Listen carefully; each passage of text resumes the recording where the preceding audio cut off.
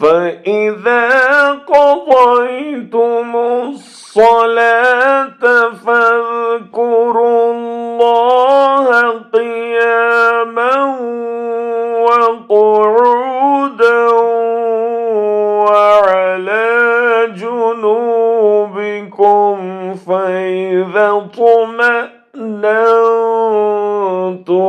فأقيموا الصلاة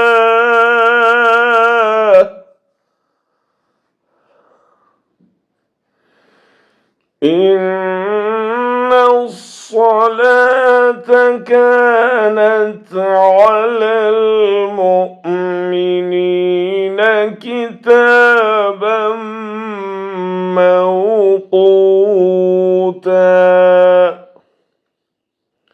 फिर जब तुम नमाज पूरी कर चुको तो अल्लाह को हर हालत में याद करते रहो, खड़े भी, बैठे भी और लेटे हुए भी।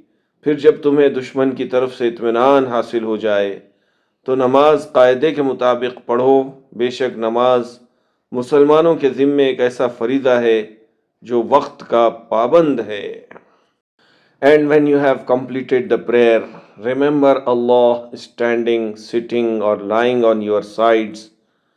But when you become secure, reestablish regular prayer. Indeed, prayer has been decreed upon the believers, a decree of specified times.